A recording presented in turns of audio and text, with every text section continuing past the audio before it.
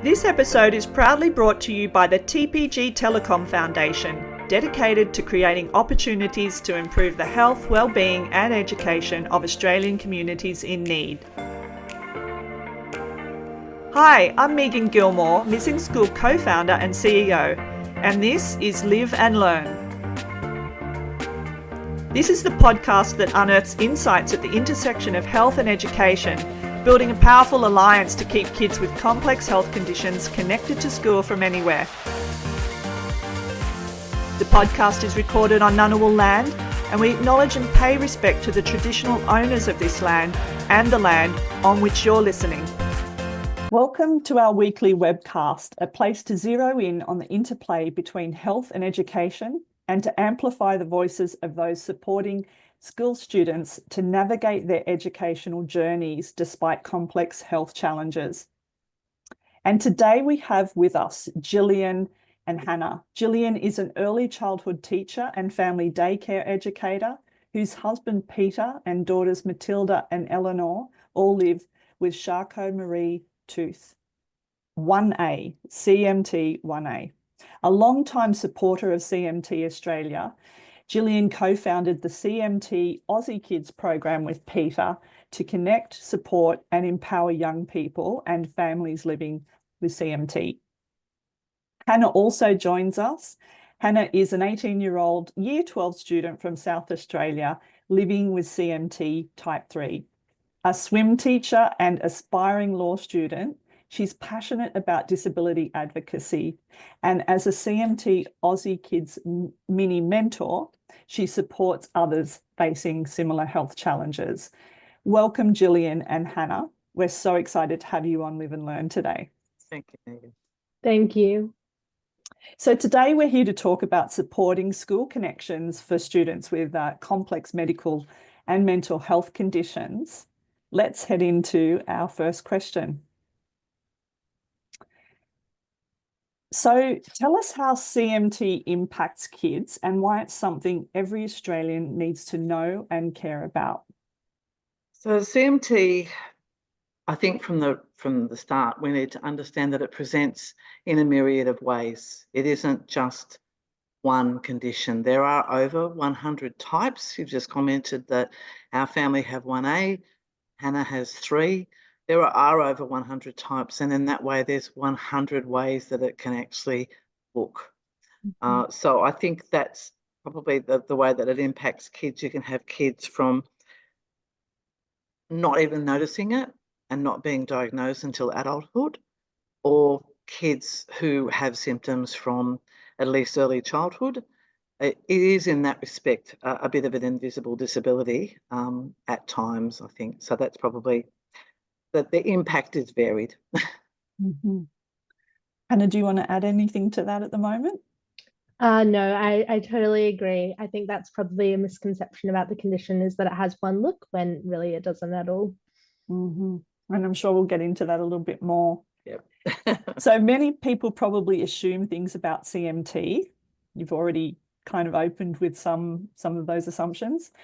What's the $1 million question that you get from parents or loved ones when their child experiences or is diagnosed with CMT?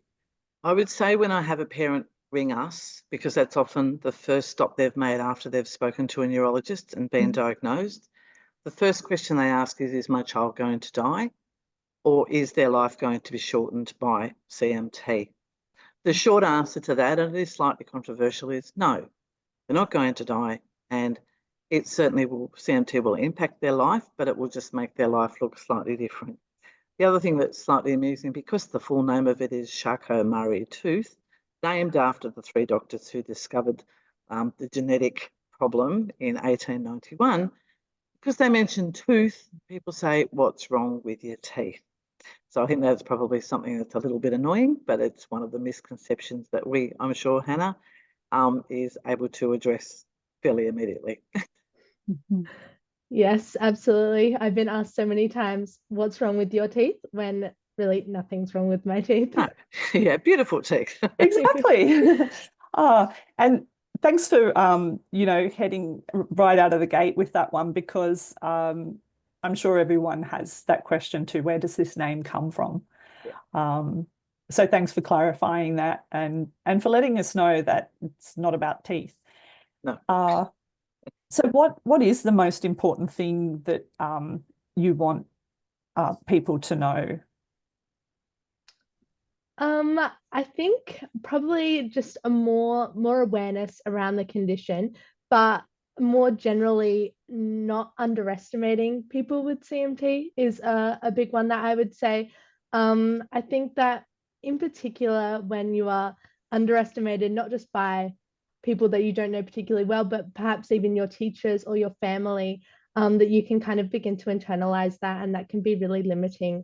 I think that that's one of the great things about the CMT Aussie Kids is that it's really the opposite of that. You're really encouraged to give everything a go and told that you can, encouraged to do so much. And I think that that's really great. So I think that if there was one thing I would want people to know, it's that people with CMT are very capable. And I want parents especially to know that if they have newly diagnosed children as well, that they can still live amazing, successful lives. And you know what? That's really creepy because Hannah has, through this conversation before the interview, sort of said, oh, I'd like to answer these questions. So I just made brief notes. My brief notes basically say that children with CMT can contribute to everything as long as the support is there, but they need to be treated as an ordinary child. And I say ordinary, not normal, because the opposite of ordinary is extraordinary, whereas the opposite of normal is abnormal.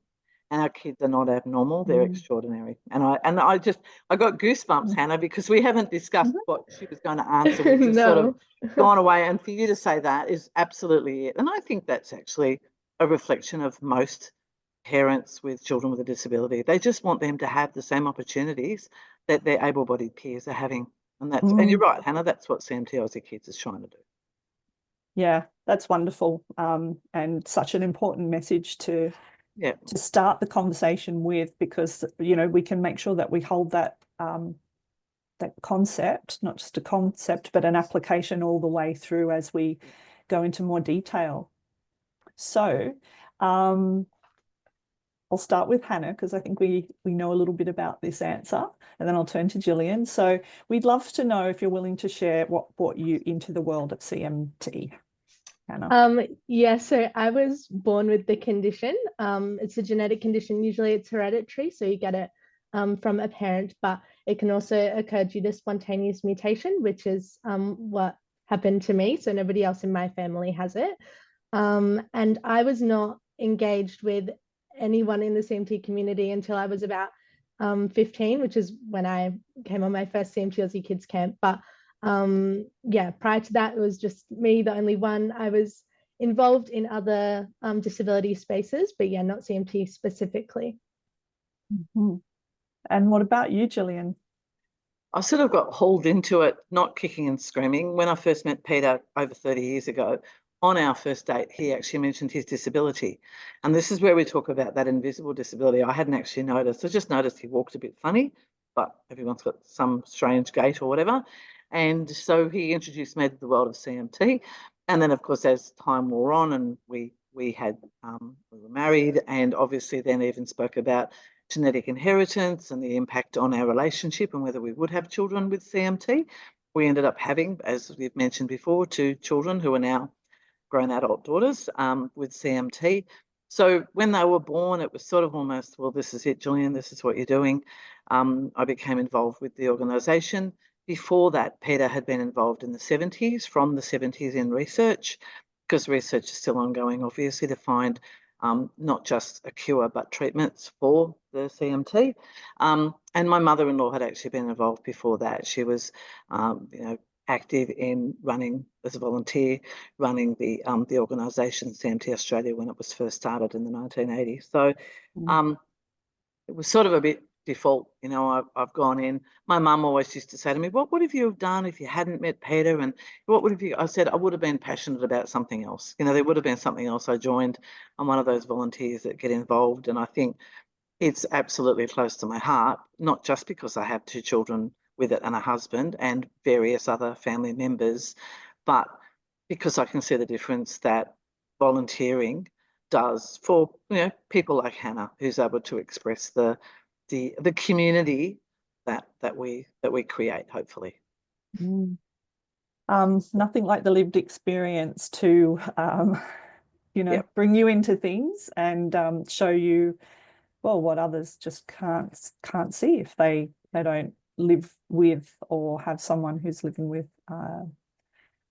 anything really, but in this case, CMT. Such a brilliant testament to both of you to use your own experience to be giving back to others as well. So knowing all that you know, what's your biggest hope for kids with CMT, their families and loved ones when navigating this journey? I think I've mentioned it before. I just want my kids and our CMT Aussie kids and every other child with CMT to have the same opportunities than their able-bodied peers. We need to work on treatments, we need to work on cures, but Peter often says, you're not a CMT child, you're a child with CMT or a young person with CMT. So CMT doesn't actually define you. It is a part of you, just like you might be involved in scouting or you might like sewing. You have CMT, sure, it impacts your life. We're not saying it doesn't, but my biggest hope is that our wider community accepts all kids, and in particular kids with CMT, with open arms, and offer opportunities for them to do what their able-bodied peers are doing right beside them.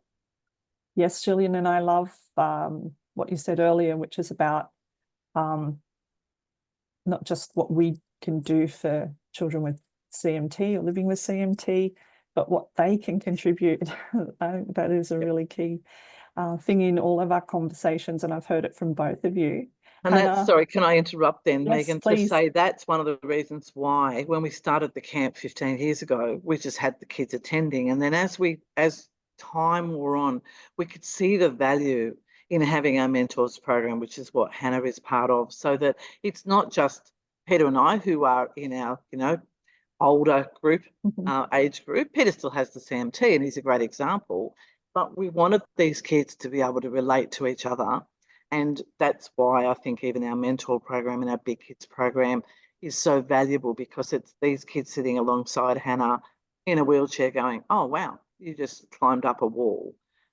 Just having an example that's so much better than us sitting back going, oh, yeah, go up the wall, you'll be right. So the children's and the young person's voice, we really try to nurture, and that's one of the reasons why we started on our mentors and mini mentors program. So sorry to interrupt, but that was a pertinent point to bring up then, I think. Yes, indeed. Thank you for adding that. And Hannah, what do you think of that, knowing all that you know? What's your biggest hope for kids with CMT and their families? I think kind of just going off of what Jillian said, that people just believe in the capabilities of young people with CMT. Sorry. And perhaps understand that we can still do everything. It might just take us a little bit longer. We might need some more support.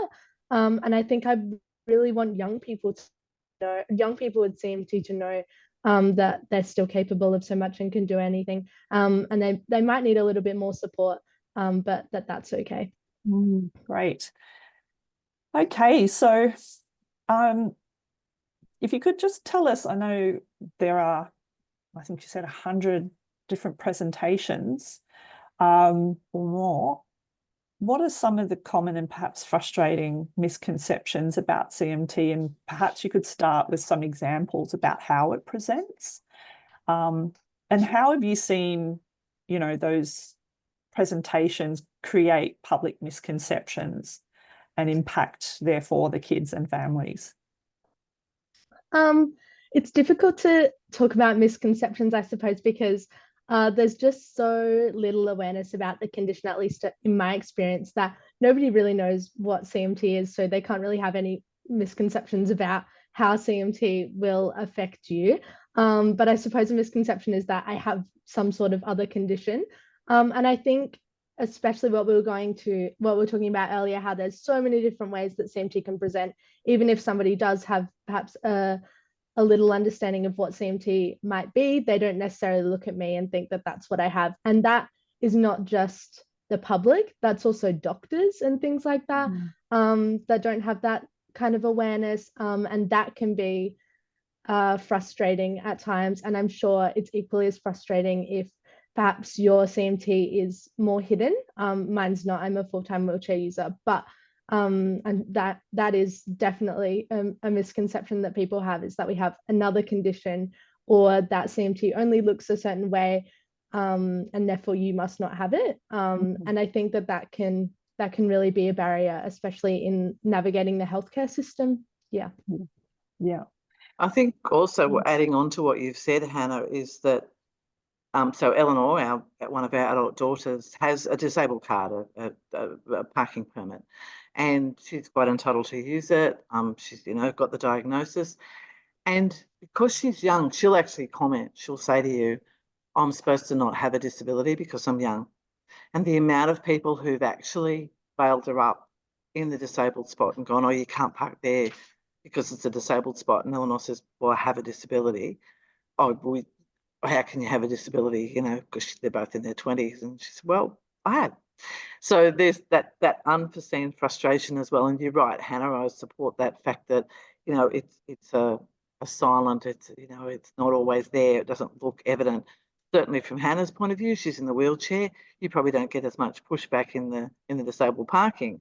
No. and also the other thing, and I had this conversation with Peter before I came on, fatigue is also something that's often not discussed. And as much as our kids might not have chronic fatigue syndrome in that way, there's still fatigue, which is a major thing for our kids and adults with CMT to deal with. And again, that's unseen. So it's a misconception that, you walk a bit funny, or, your feet don't work, or, your hands can't do up buttons.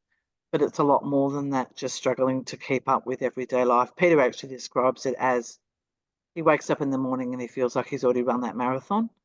That, ordinary people, able-bodied people, they feel, by that at 9 o'clock at night. But, CMT people will often wake up and it's just a battle of exhaustion from the word go, which sounds negative, but it's being realistic, and it's listening to your body as well and understanding that this is what's going to happen, and that you just need to find strategies to get around that.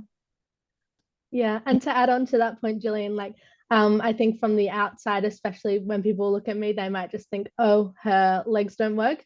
But in reality, it's a whole host of things. It's that fatigue, it's pain. And I think when accessing things in school, because obviously it's about missing school, this podcast, but people might not necessarily be as likely to give me the accommodations that I might need, because it's not necessarily as visible, the fact that I struggle to handwrite things. So that's definitely another misconception, is that it only affects your feet or your legs, when in reality it can affect a lot more. Mm-hmm. And I'm hearing things that make this next question probably more pertinent, which is there a risk of delayed diagnosis, or are most cases of CMT picked up easily?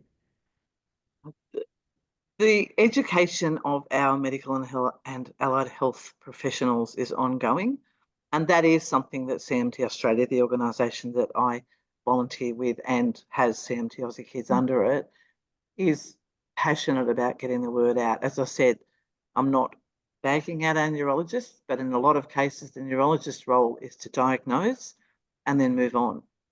And so what often happens is we will actually have, and we have an example of a child that came to us in his mid-teens, and he was diagnosed with CMT.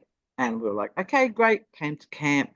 And 6 months later, Mum actually rang me and said, I'm devastated. It's not CMT, but they don't know what it is. And I went, oh, okay. You can still come on camp. I think that was more what she was worried about.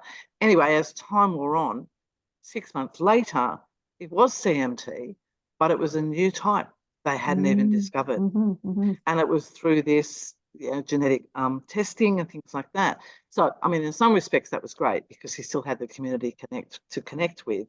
But it's a perfect example of how we can educate doctors, neurologists and geneticists as much as we like. It is the most common peripheral neuropathy, and yet it's misdiagnosed, yes. And that also then impacts on, and again, you mentioned I'm an early childhood teacher, so my other passion is early intervention for children with disabilities. So we knew that our girls had it. They were diagnosed at 12 months through a blood test because we had the genetic history. We had my husband with it. We knew we had a 1 in 2 chance of having children with it. So we knew from 15 months each of them were going to have issues. They were slow to walk, all that type of stuff. So we could actually go in and get the paediatric physios, get the OTs on board. For the kids that we often meet, not so much Hannah, because you've known for a while, but we'll often have 15, 17-year-olds suddenly ring and go, or the parents ring and go, oh my gosh, what is this thing? And they've almost missed 15 years of intervention. And that's just because of misdiagnosis. Or we tend to get bundled into the muscular dystrophy. We are not a muscular dystrophy. It's a totally different. MDA, certainly the organisation, does great work for people with muscular dystrophy, and they do in some cases have Charcot-Marie-Tooth people on board with them as well. But ultimately, we're not MD, and that's why we were actually also keen to run, because MDA runs a camp. We wanted to run a camp for our CMT kids, because looking at a child with MD and looking at a child with CMT are two totally different views. But Yes. so misdiagnosis, in response to your question, Megan, yes, misdiagnosis is a major problem, and it slows down the intervention that we can do with our kids and our young adults. Yeah, thank you for letting us know that. And I heard you say peripheral neuropathy, and I've written it down.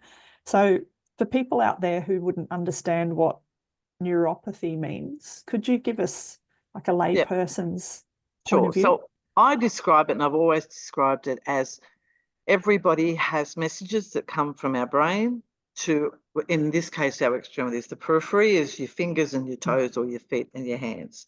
And there are really, really long lines of nerves that read the message that goes from my brain to my fingers or my feet and everywhere else. That's how it is. That's where the neuropathy comes from.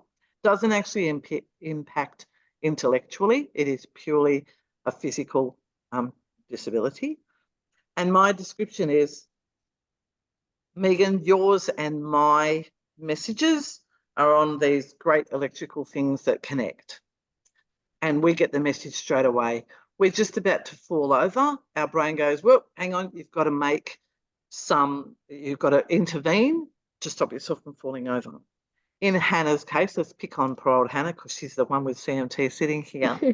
Her messages are a bit like this. Some of it will get through, but it'll be quite slow. So by the time her brain has told her body to stop herself from falling, she's on the floor. And so it's, as I say, it's not intellectual. People hear neuropathy and go, oh, okay, have we got an intellectual disability? It's just the messages that are going from, and the nerves, because in some cases it affects the myelin sheath. We won't go into all of that, but medically it's just the messages, and that's why you end up with really high, some kids end up with really high arches. You can't do up your shoelaces or your buttons. Even Peter still, if he's putting on his business shirt, I need to do the buttons on his wrist because his fingers don't work. Could it be mistaken for MS? Does that happen as well? We have MS and we have MD. There's all sorts of versions of things that people get mistaken for. MS, it's both of them are certainly misdiagnosis of CMT, and it's really only the only way you can get a true diagnosis is through a blood test, is through a DNA test. But then, of course, we find those challenges that when you have DNA that the panel looks different to anything else, maybe it's not CMT, or maybe it's just another one of the over 100 that we've discovered. Well, fingers crossed that as medical science advances and genetic testing advances, that the diagnosis will be a much shorter one. Just a quick one, Hannah, how long did it take for your diagnosis? Good question. So I was diagnosed at 2 years old, which is like very relatively young. And it did not take that long to get a diagnosis, but there was, and obviously I was 2, I don't remember it, but from what my parents have told me, there was lots of advocating that they did, simply because doctors didn't just thought I was a lazy baby, or that I would eventually learn to walk. I never really did. I did eventually, but never well. And so after I got my CMT type 3 diagnosis, which is characterized as early onset CMT, it connected with me with a whole heap of health professionals that could have kind of stayed with me until now, which has been great. So diagnosis wasn't particularly challenging for me, but that's just kind of the luck of the draw, I guess. And I guess the early diagnosis speaks to Jillian's point of early intervention and how much of a difference that makes. So how many kids, Australian kids or youth, are living with CMT right now? So do we know? Across the world, across the world, I mean, I crunched the figures. Across the world, 1 in 2,500 people have CMT. That varies. Sometimes the researchers go, maybe it's 1 in 2,000, maybe it's 1 in 2,200. But basing it on that, we've got about 2,500 kids under 18 with CMT across Australia. That's basing it on our population, 2,500, which is really surprising because I can tell you our database is only about 400 families long. So there's either a lot of people who are being misdiagnosed, a lot of people who don't know about CMT Australia or the fact that there is even a support group for it, although that's why we changed our name colloquially to CMT Australia, because we thought that's something that people are going to search. Or else, and this is a valid point, there are some families who don't wish to engage in the disability community, I suppose is the best way to put it. And that's okay, that's their choice. Sometimes they come to us later, and sometimes older 18-year-olds will go, yeah, my mum and dad had their head in the sand, but I don't, and I want to do something about it. So, we're still looking at about 2,500 children under the age of 18 living with CMT. Well, I mean, that's the reason it's good to talk about these things and get the word out there, right? Because somebody could be watching and experience a high degree of relatability and have not heard of CMT, as Hannah pointed out earlier. Yep, absolutely. Yeah, and tell us about some of the complications that kids experience when they're living with CMT. Yeah, a lot. So we've already kind of touched on some of them, things like fatigue and pain. And a big one as well is there's lots of, or can be lots of surgical intervention, most commonly on your feet, just because of the way that that nerves work. Basically, you can have foot abnormalities and things like that, but also surgeries on hips and spine, all sorts of things. But yeah, most commonly on your feet. But then some of the other things, like just speaking in my experience, I have a mild scoliosis and hip dysplasia and a little bit of respiratory weakness, which I did not know that was a symptom of CMT until I was diagnosed with it last year. So just goes to show the lack of awareness, I guess. But yeah. And what about you, Jillian? She was 8 and underwent 2 surgical procedures when she was 9, with the view that she would keep her hips until she was in her 40s. I'm just about to tell you in a week and a half's time, she's going to be going to have a hip replacement. So as a 27-year-old, that's, I mean, for Matilda, she just takes it on the chin like all of you guys do. But, you know, it's quite confronting for someone of that age. And she's also a registered nurse working she's in an executive role at the moment because the CMT works well for that. But, you know, when you think about having hip problems to the point where you need to have a replacement at 27. And I think the other thing that maybe, Hannah, you'll nod now, and it's a problem I would say across the board with all children with disabilities, is mental health. And it does tend to be the flavour of the month when you talk about it. But you've mentioned it, Hannah, at school. Kids will look at you and, oh, you're in a wheelchair. Okay, you might be discarded, or you might have a good group of friends. We were fortunate that our girls had friends who were true friends and would actually stick up for them and hold their arm out when they were going down the stairs. But we do find quite a prevalence of young people who are having real mental health issues, bullying, a non-acceptance, even down to, and school is always a bit of a challenge because, as Hannah has said before, parents and young people need to be advocates for themselves. If they, I use the example of Eleanor. We went to the local public school and the general government high school, and we spoke at length with them about, both of our girls' needs, and they had a lift. That was great, but the lift was locked, or the lift was at the other end of the school, where in that case Eleanor had to walk the length of the school to use the lift to go down, to then walk back. Like, as much as the schools are doing their best, especially with the finite resources of, I imagine, of the state government schools, it's still really quite difficult for them to navigate that. So it's not, that also impacts your mental health. It's not just having to walk there and back. It's then having to say to your mates, can you come with me to walk that 1.5 kilometres to the lift? And in the end, they would actually just piggyback it down the stairs or something like that because it was easier. So yeah, you're right, Hannah. All the foot stuff, absolutely, and the hands. We have children with difficulty with hands, 12 fingers and stuff. But we've also got to look deeper at the mental health impact of having CMT. Do you want to speak to that as well, Hannah?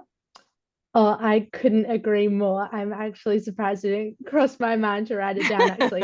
I was going to ask. It's because your spirit is such that you wouldn't get yourself dug down with it. But it is a beast, and it's something we need to address really importantly.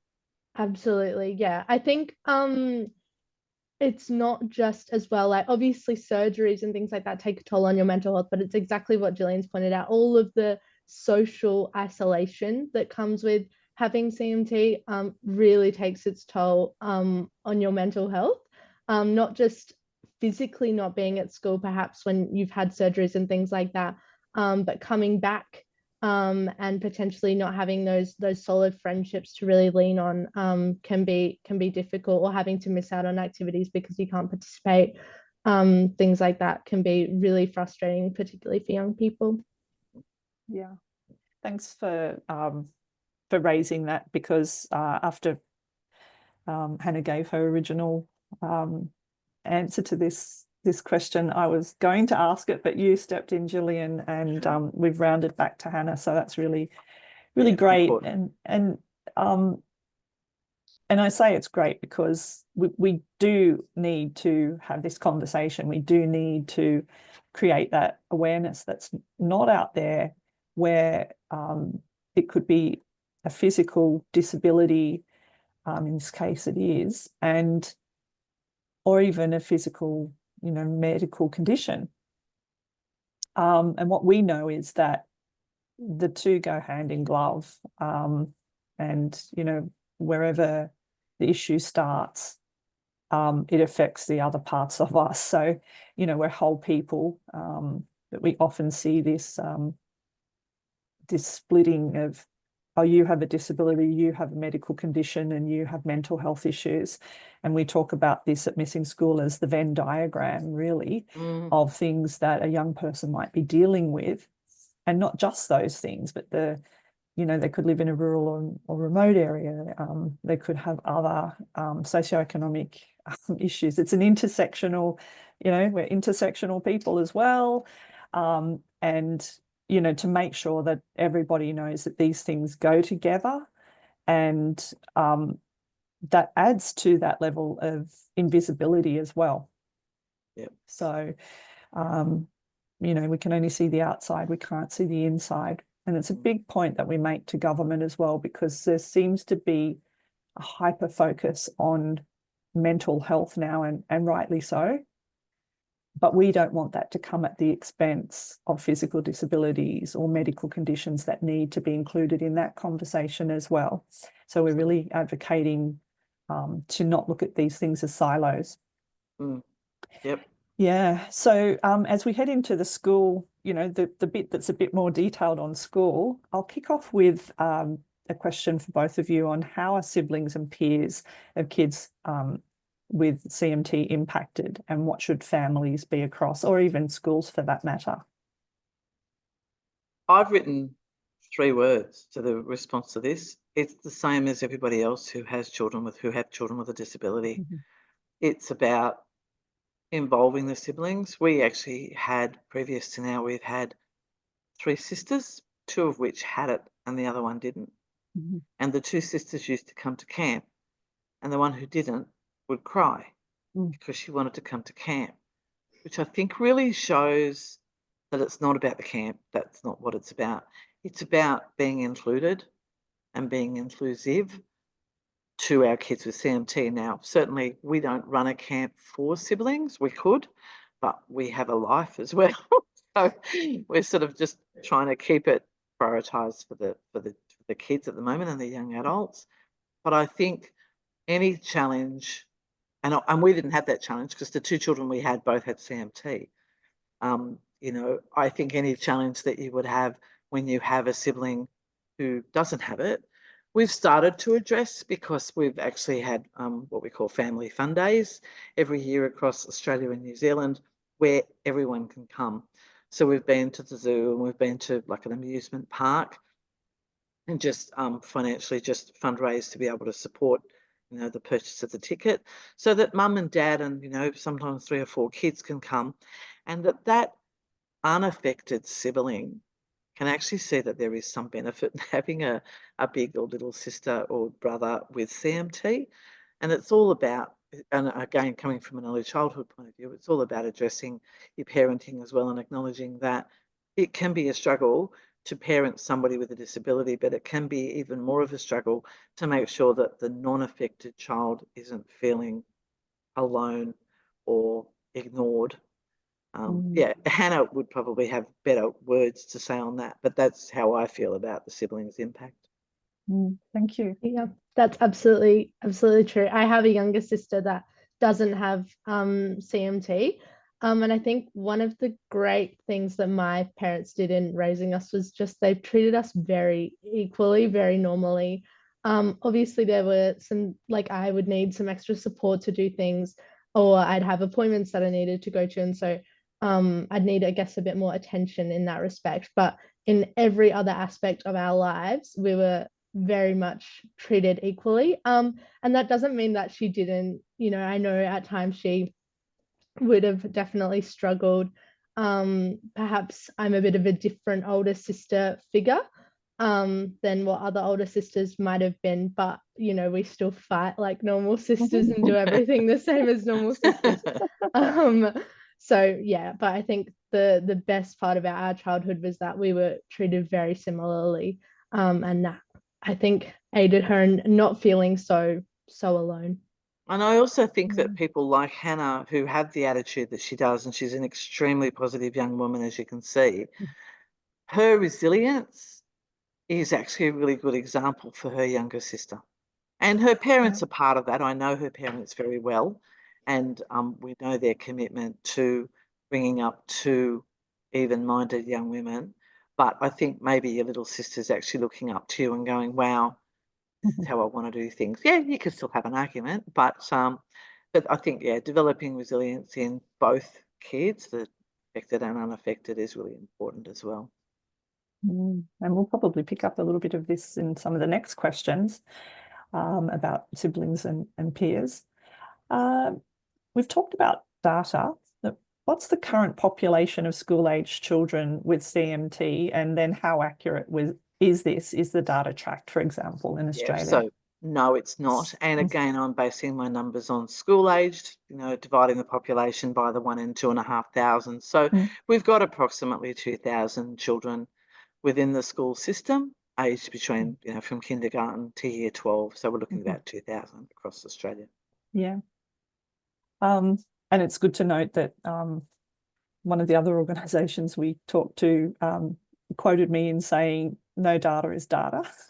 That's data in itself. And we hear this all the time. We don't have the data. It's not tracked. So, and that's why organisations like the ones that you're involved in is so important to keep that, you know, registries and all of that sort of thing as well. But we do eventually want our governments to do this better. So do kids with CMT currently miss a lot of school? And if they do, why? Go for it, Hannah. I mean, just speaking from personal experience, yes, a lot of school. Particularly, unfortunately, in my senior years of high school, which is a bit unfortunate. That's just when I've had 2 major surgeries in year 9 and year 10 of high school. And I ended up missing over a term of school for both of those. I spent like a bit less than a week in hospital, and then 6 weeks in a cast where I was not very independent at all, so I couldn't go to school. And then after that, I had 6 weeks of rehab.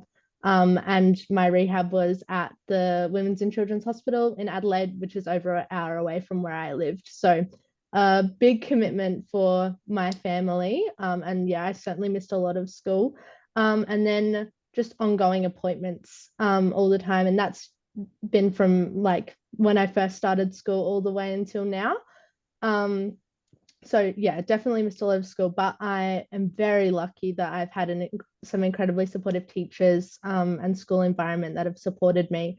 And I'm quite just academically motivated myself, so it was never a big issue, I suppose. The more challenging stuff was definitely the social isolation that came from just physically not being there with my peers, and less so the struggles academically. Yeah. And thanks for making that differentiation again, because naturally parents, families, certainly teachers and schools and school systems are often focused, well, after the health issue or the disability, often focused on school achievement, academic. And so even for somebody who has missed a lot of school, and you mentioned being motivated, which is fantastic and really just shows that with support and that motivation and maintaining engagement and a, you know, early intervention and so forth, kids can really thrive, even academically. And I think that's so important. One school term is 10 weeks. So that's, you know, 2 lots of 10 weeks you miss there, plus all of the other time off school.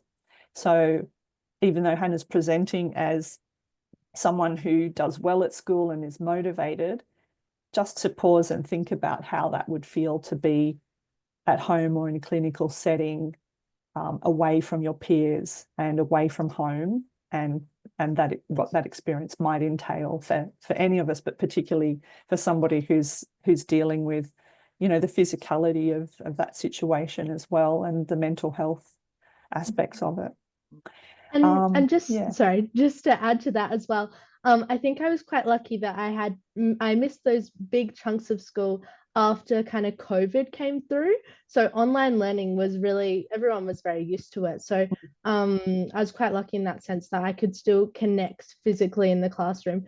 But yeah, that social isolation, especially when my peers didn't really understand why I was gone for so long. They didn't really have an understanding about CMT other than just little things that I had told them.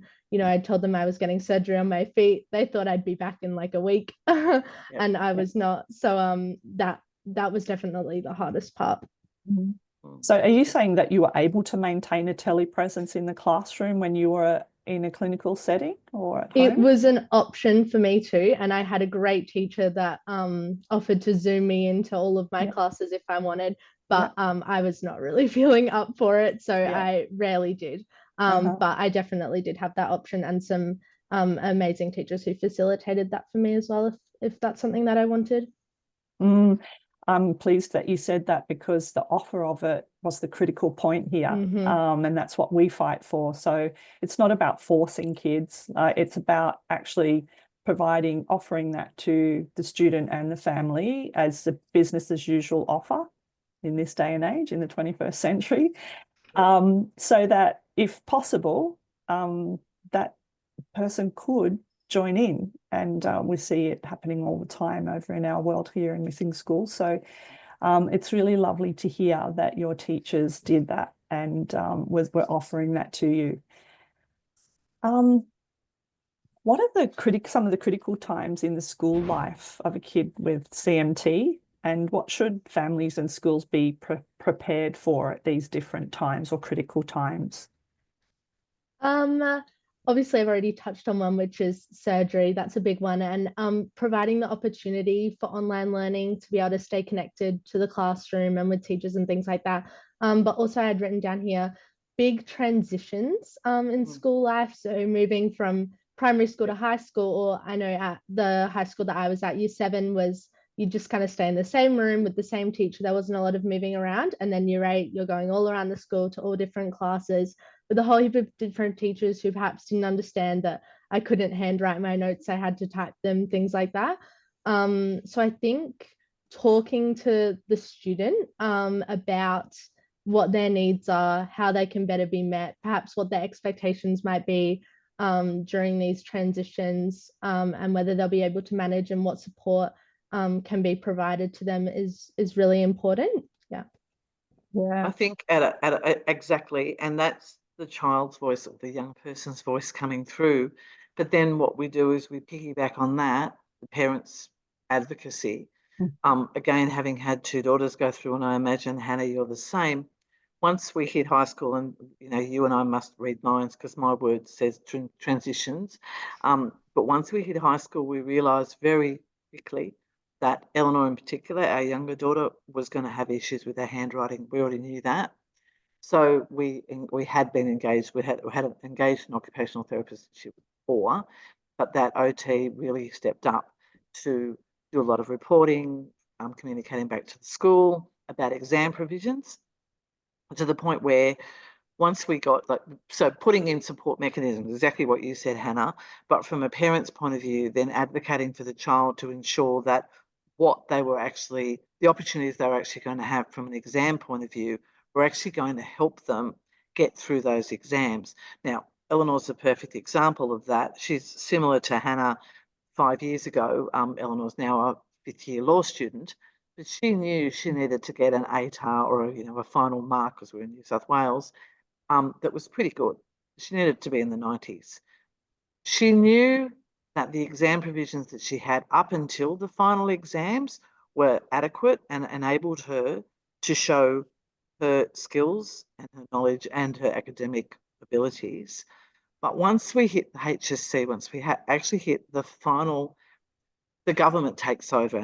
And Megan, you're talking about government and advocating for this through the government agencies. In New South Wales, it's called NESA, it's the New South Wales Education Standards Authority. We, and without breaching Eleanor's confidentiality, we had massive conversations with NESA about what Eleanor needed, with so much evidence from many, many sources. She still didn't get what she needed, in our opinion, and not just our opinion, to the point where she chose the subjects like I imagine, Hannah, you did as well, the legal studies, the business studies, the complicated, whatever, because that's what she wanted to do. She wanted to be a law student. So she knew actually in the end, even with the provisions that she had, she wasn't going to finish the exam. So what she's doing during the exam, which I'm sure, Hannah, you're doing as well, was actually looking at the whole exam and going, okay, I've got 3 hours plus my rest period or whatever. What is the least amount I can lose if I don't finish?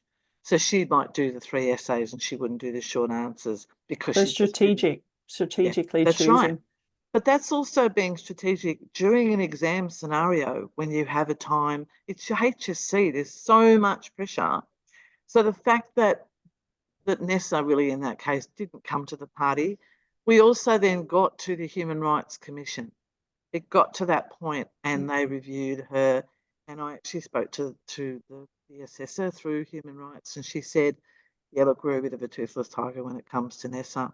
That's disappointing, because that's telling me, how we started this conversation about, and that's exactly what Hannah said, offering all people across the board, whether you've got CMT, MS, whatever, the same opportunities as our able-bodied peers. Eleanor was not offered that.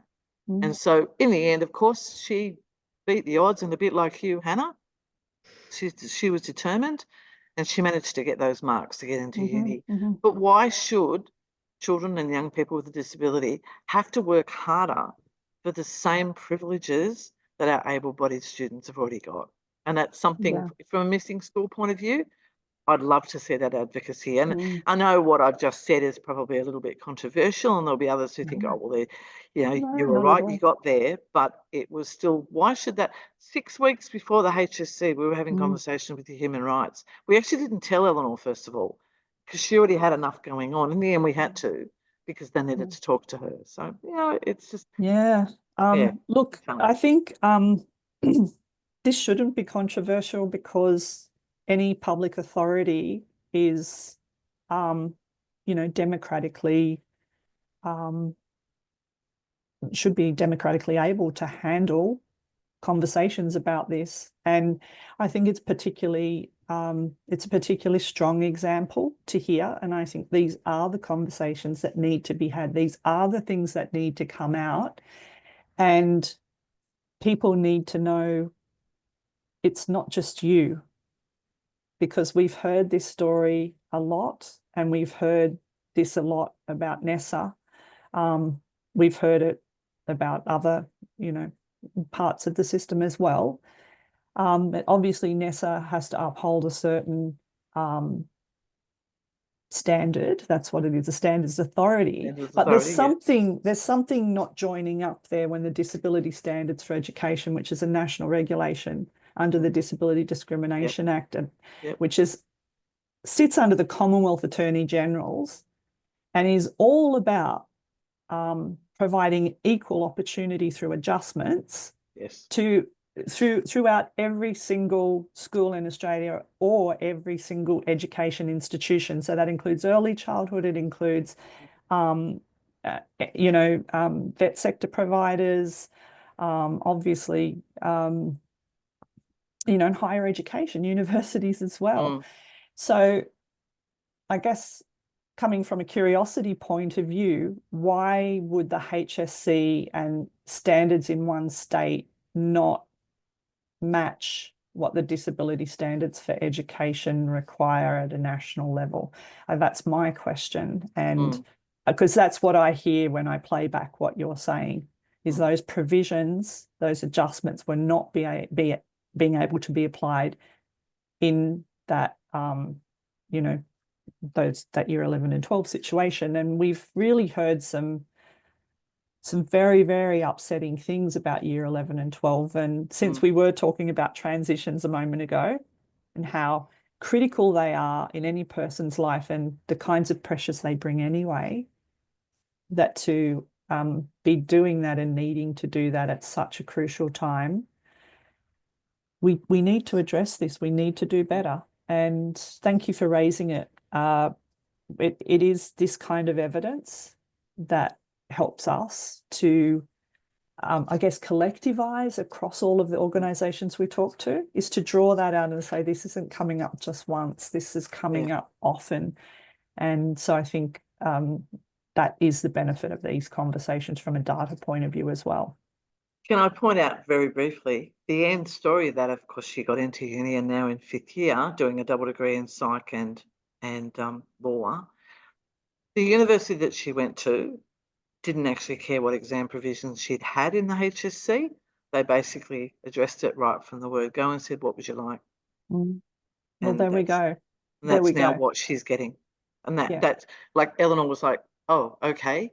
Well, I'd like extra time to rest, or I'd like extra time to type. And the other interesting thing really quickly is that 10 years ago, everyone handwrote their exams. Now they're typing. So Eleanor's typing speed is slower than an ordinary person. So her advantage over typing is actually eliminated, because everyone else is now typing, but they're typing faster than she is, because she has a disability. So, you're right, Megan, we could go on, but let's move on. But the summary line for me in that is, these adjustments were provided all throughout school, but then something happened in year 11 and 12. Like how, at a very crucial time, that was removed. That was not allowed. I don't get it. Sorry. My brain can't compute that. That makes all of us. No, computer does not. So thanks for raising it. we have these conversations with the utmost respect to all parties involved, all institutions Absolutely. involved, and the people in them are beholden to the institutional requirements. So That's correct. but it does have to be talked about. I'm glad we got to roll the DSE into that, because I had a little dot point that said DSE. So that was a perfect kind of segue. So into the last part of our call now. What are the biggest challenges and vulnerabilities then at school? Is there anything else that we need to cover? I think we've talked about mental health issues, and we've talked about navigating school environments. We've talked about, obviously, adjustments, whether they're given or not given. Is there anything else we'd like to pick up here? I don't particularly have anything else to add. I was really going to reiterate the isolation that can come from not being at school, and also not being able to participate in activities, particularly when we talk about vulnerabilities and things like that. My mind instantly goes to like PE in high school, and not being able to participate, and the toll that kind of took on me. But then what a difference it made when I had an inclusive teacher who was willing to involve me, or get me involved, make those accommodations, and amazing peers as well who are willing to support me. That really made all the difference. And that's all I can hope for every young person with a disability or with CMT, is that they also have peers like that and teachers like that, who are willing to make all the accommodations to have them be included, because that's all we really want. And I don't think that it's necessarily a big ask. I love that contrast too, the way you shared with us how it felt, and I guess excursions too, and other things like that as well. Anything that involves a kind of, a physical expectation. And then to hear you say that the people around you, and a shout out to all those teachers out there and peers who are making a difference just with some adjustments, that this is truly possible. It's not outside the realm of possibility. I think that's the point you're making here, Hannah. It's pretty easy to do if you think about it and you're conscious about it. So, Jillian, do you want to add anything to that? Look, I think, again, I was talking to Peter earlier on, who is the one with CMT, and accessibility and inclusivity are words that are bandied around a lot now. They're very popular words.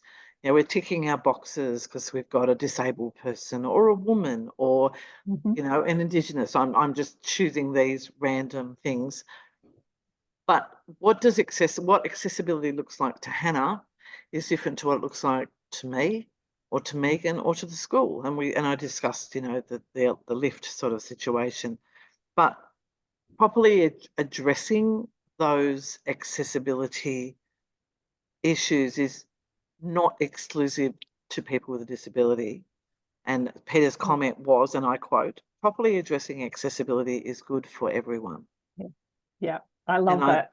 I love that. Well, I'll tell him that you love it, because I loved it when he told me that. I said, can I write that down? I like that quote. So can we please credit my husband with that one? Yeah. But it's not that people with a disability are different. It's just they have different needs and different ways to be supported to get the same. This is my cry all the way through, to get the same opportunities that their able-bodied peers are given automatically. Yes. Our schools are providing, and it's becoming more and more with children with ADHD or on the spectrum and stuff like that, with ASD. It's becoming more and more acceptable that we do have children who need to be have accessibility and inclusivity discussed. But why does it mean that someone like Hannah, who's a full-time wheelchair user, has to work over and above that just to still get the same? It's not even about rights. It's because we haven't designed for disability, and I think that's there's a great TED talk, and the premise of that TED talk was, if you design for disability, everyone wins. So it's what Peter's saying. I say the same thing. I say, if schools were designed for kids who can't physically be there, we wouldn't have absence. Yep. You know, Yep. those children would be attending, for example, through telepresence. That is a classic accessibility issue. That's why we call it telepresence and not virtual or distance learning. We're saying right. you're bringing that person into their classroom, which the standards asks you to do. Mm. And with assistive devices, whether it's a wheelchair or a wheelchair ramp or a telepresence that can provide that access to not only the classroom, but learning alongside peers, to the curriculum, and to support that a school can give when that connection is made. And Jillian, you'll know this as well, is that connection with the family, with the parents, relies on the student having connection to the school. So, you know, a family's separation from the school increases when accessibility isn't enabled. So everybody's relationships get pulled apart. So, and I think that's what, yeah. sorry, go on. I think that's what we just find as well when we do have parents, as I've discussed, who might be calling when their child is you know, a teenager and they've just been diagnosed. And so this whole ability to advocate for your child is new to them. And the conversations that Peter and I particularly have with newly diagnosed parents, and I say that on purpose because the child's been diagnosed, but the parents are also dealing with this new story that they hadn't originally thought was going to happen with their child. We're actually teaching through the work that we do, or the conversations that we have, or even from CMT Australia's point of view, from our organisation's point of view, we're actually teaching parents how to advocate with all the stakeholders, with with the NESA, with the Department of Education, or the equivalent, with the teachers at the ground roots. And Hannah's a perfect example of working with her teachers to be able to get a result that has enabled her, hopefully, positively, to be able to go where she wants to go. But again, we just keep coming back to Hannah has just as much right to that accessibility and that opportunity as the next young person. So again, through CMT Australia, we're trying to advocate, and certainly talking to families is one stage of advocacy, and helping them learn how to support their child in that journey, for want of a better word. But it's also, having those ground roots, like having the membership, making sure that we are advocating and talking to our researchers. We have a lot to do through Aussie Kids. We actually visit a local researcher who's based at Concord Hospital. So we have those as family fun days, let's come and look at the worms under the microscope and stuff like that. So we're also educating our researchers and seeing that they can see the difference of looking down the microscope and doing their genetic stuff, and how that relates to people like Hannah, and how that can make a difference to people like Hannah. So as much as it's school-based, and that's what this conversation is about, I just wanted to point out towards the end that from CMT Australia's point of view, we're not just advocating for the child or the young person or the adult or the aged person. It's about helping others educate everybody about CMT, and how we can give them an accessible, equal life. Yeah, bravo. Hannah, what do you want to add to that, if anything? Yeah, I think my final thing, and we touched on it earlier, about how accessibility isn't just beneficial for the person with CMT or the person with a disability, it's beneficial for everybody. And I think that that's really important when we're talking about kind of this school context, is that if my peers see physical accessibility and inclusivity of me as the norm, then hopefully that they'll take that with them throughout their whole lives and implement accessibility and inclusion in their lives, because I am hopefully not the only disabled person that they're ever going to meet. And so hopefully, if we can create more inclusive and accessible environments for young people with disability in their schools, it's not just helping them to be academically and socially successful, but also helping their peers to learn about what true inclusivity and accessibility looks like, to promote it everywhere in our world.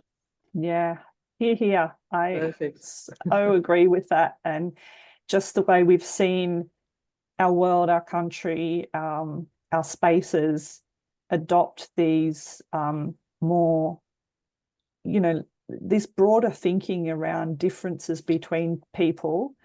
We're all human, but then we're all different within that. And how do we actually get better at better and better, actually, and just keep improving in terms of the way that we see the world and other people, and providing a space for everyone that's enjoyable, comfortable, and allows them to thrive and reach their potential.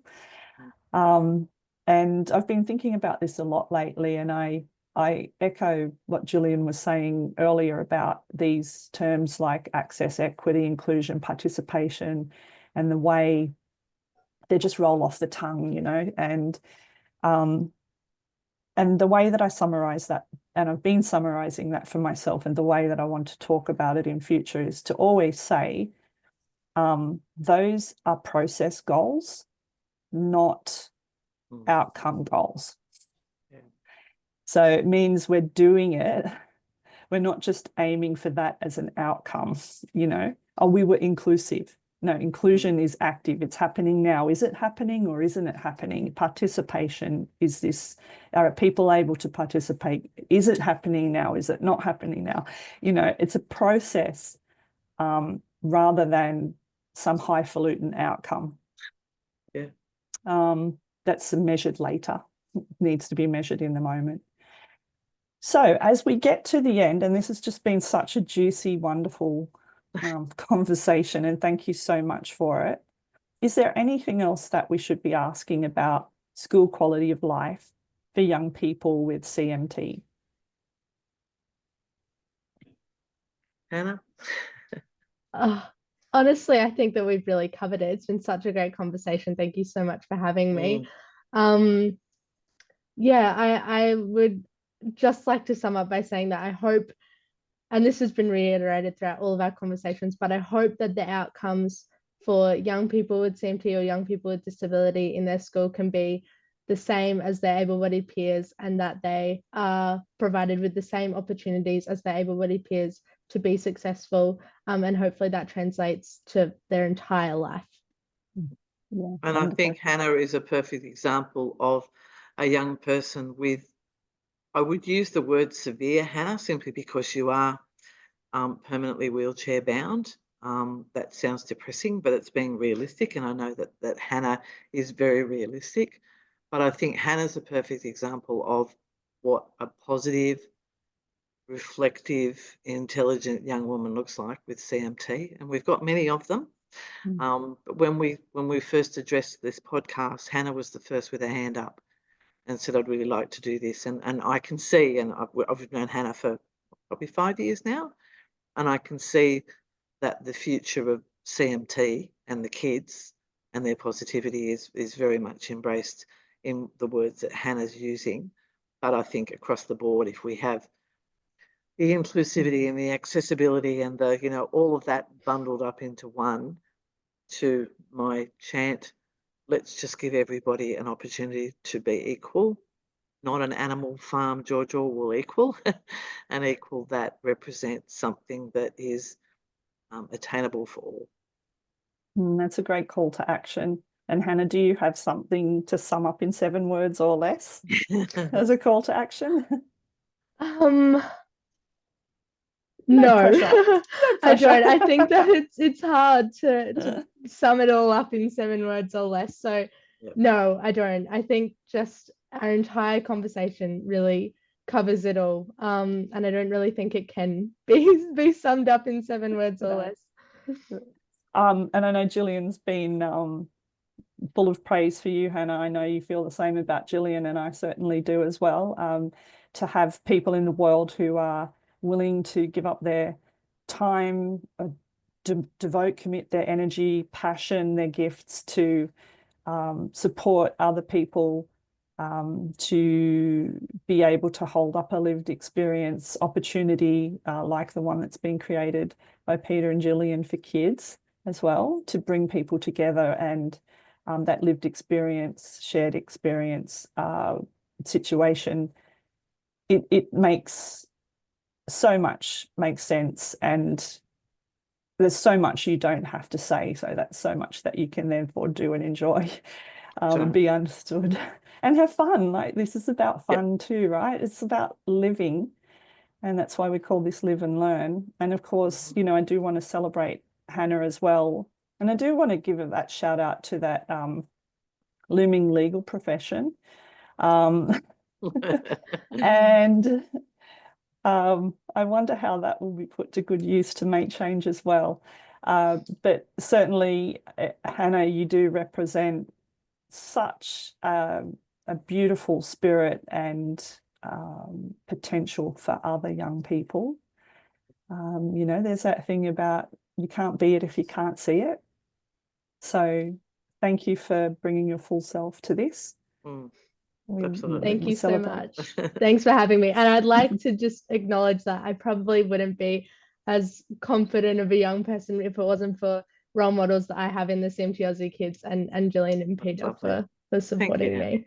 Yeah, well, that certainly speaks to the impact of those kinds of initiatives and interventions, right? It's just everyone gets lifted by them. And so we certainly want to close off here by giving a big shout out to CMT Australia as well. And you can find them over at cmtaustralia.org.au. And CMT Aussie Kids as well is cmtaustralia.org.au/CMT-Aussie-Kids/. One way or the other, if you're looking for it, I know you'll find it. And give generously, participate, give your time, you shoot some dollars through to these initiatives, because you've heard here today how much difference they make to the people who are running them, as well as the contributions of the people with CMT and the kids with CMT who can bring themselves fully to the experiences and add their value and gifts to the world as well. Thank you for joining me today, Jillian and Hannah. It's been amazing. Thank you, Megan. Thanks, Thank Hannah. you so much. Thanks everyone for tuning in. Help us turn up the volume so all kids are seen and heard. Follow along, like, share, comment, or leave us a review, because we love hearing from you. And if you want to donate, head to MissingSchool.org.au, because every dollar makes a difference.